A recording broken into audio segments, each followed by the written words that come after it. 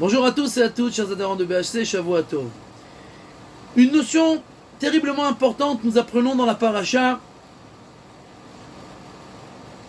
Akadosh Baruch Hu se dévoile à Bilham, le prophète des nations, pour lui dire « Je ne veux pas que tu ailles maudire le peuple juif. » Mais Bilham veut maudire. Viennent de nouveaux émissaires de Balak, et Bilham demande de nouveau la permission d'aller maudire le peuple juif, mais Dieu lui dit « Je ne veux pas que tu maudisses. Si tu veux, tu peux aller avec eux, mais au final, tu ne diras que ce que moi je t'ordonnerai de dire, c'est-à-dire que tu béniras le peuple juif. » Mais Bilham veut encore maudire. Son ânesse lui oppresse le pied contre le mur pour lui faire signe, ne va pas maudire, mais il veut quand même maudire. L'ange, l'ânesse commence à parler. L'ange se dévoile aux yeux de Bilham, mais lui il continue, il veut maudire. Il essaye de maudire. Il construit des autels et il offre des sacrifices et il essaye et il veut maudire à tout prix le peuple juif, mais au final il ne sort que les bénédictions. Et alors il se passe quelque chose d'extraordinaire. Il y a écrit que Bilham vient pour maudire et puis il voit les tentes du peuple juif dont les portes ne sont pas l'une en face de l'autre.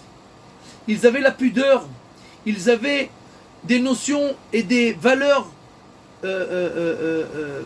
qui ont fait que au final, il est écrit dans Rashi que Bilham a décidé de ne pas les maudire, qu'il ne veut plus les maudire. C'est tout à fait extraordinaire.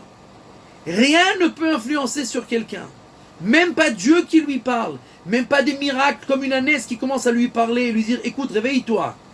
Une seule chose peut influencer sur l'homme, les gens qui sont autour de lui, leur manière de vivre. Si quelqu'un comme Bilham, qui est le pire des infâmes, se trouve aux proximités de gens qui ont des valeurs, qui ont la pudeur, qui sont humbles, qui savent se comporter avec des midotes, des valeurs, alors automatiquement ça lui influence dans son âme et ça lui fait faire des changements. Et cela, c'est soit dans le bon sens ou dans le mauvais sens. Nos sages nous disent qu'on n'a pas le droit d'être en proximité de gens qui sont des impies, puisque au final ça nous influencera.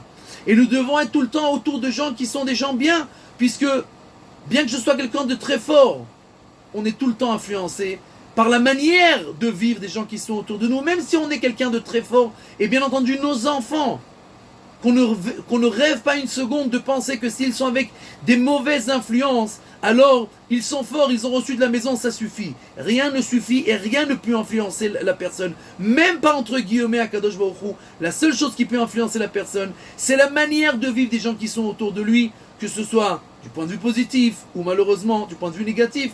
Et nous devons faire en sorte que nous et nos enfants soyons toujours en proximité de gens qui sont des gens bien, des gens qui ont des valeurs, pour que nous soyons toujours influencés dans le bon chemin.